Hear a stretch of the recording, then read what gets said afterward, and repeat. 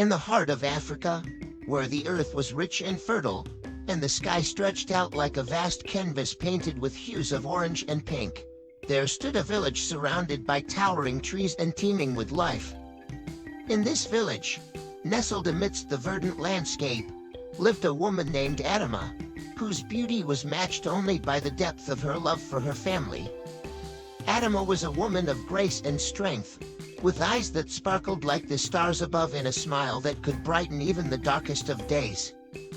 She was married to a man named Ush, whose laughter rang out like the music of the forest, filling their home with joy and warmth.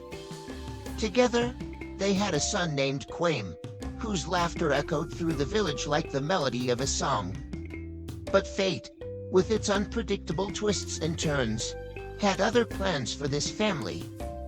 One fateful day, as they journeyed through the wilderness in their humble car, a sudden storm descended upon them with all the fury of a vengeful god.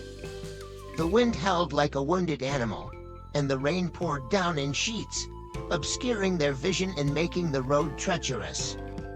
Caught in the midst of nature's wrath, tragedy struck the family in the cruelest of ways. The car skidded off the muddy road, tumbling down a steep embankment and crashing into the dense undergrowth below. In the chaos of the accident, Ush lost his life, leaving Adama and Quaim to face the harsh realities of life without him. But it was not just the loss of her beloved husband that tore at Adama's heart. For as she emerged from the wreckage, cradling her injured son in her arms, she realized with a sinking feeling of dread that Quaim's injuries were grave indeed. His young body was battered and broken, his life hanging in the balance like a delicate flower swaying in the wind. Desperate to save her son, Adama made a decision that would change their lives forever. With tears streaming down her cheeks and her heart heavy with sorrow, she offered up her own eye as a sacrifice, pleading with the gods to spare Quaim's life. It was a sacrifice born of love so fierce and unconditional that it transcended the boundaries of human understanding. And miraculously, her prayers were answered. Quaim's life was spared, thanks to the selfless sacrifice of his mother. But the cost was great, for Adama was left permanently blinded in one eye, a constant reminder of the price she had paid to save her son. As the years passed, Quaim grew into a young man of great promise and potential. His father's laughter no longer echoed through the village, but his memory lived on in the hearts of those who loved him. And yet, despite the love and devotion that Adama showered upon him, there was a darkness that lingered in Quaim's heart, a shadow of grief and resentment that he could not shake. For as he looked upon his mother, with her scarred face and empty eye socket, he could not help but feel a pang of bitterness and anger. Anger towards the gods for taking his father from him, and anger towards his mother for the sacrifice she had made. In his young mind, he could not understand why she had chosen to save him at such a cost, why she had given up a part of herself so willingly. And so, as Quaim grew older and began to carve out his own path in the world, he distanced himself from Adama, building walls around his heart to shield himself from the pain of the past. He found solace in his work, throwing himself into his studies and his ambitions with a fervor bordering on obsession.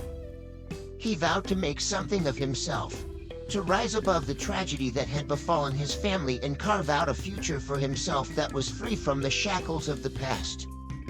But no matter how far he traveled, or how high he climbed, he could not escape the specter of his mother's sacrifice. It haunted him like a ghost, whispering in his ear in the dead of night, reminding him of the debt he owed to the woman who had given him life. And try as he might to bury his feelings beneath a facade of indifference, they remained as stubborn and persistent as the roots of the ancient baobab tree.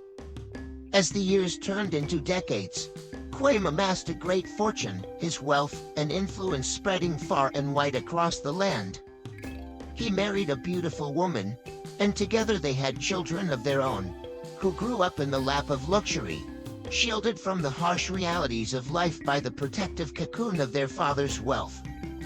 But despite his outward success, There was an emptiness that gnawed at Quaim's soul, a void that could not be filled by material possessions or worldly acclaim. And as he looked upon his own children, he could not help but feel a twinge of regret, a pang of guilt for the way he had treated his own mother.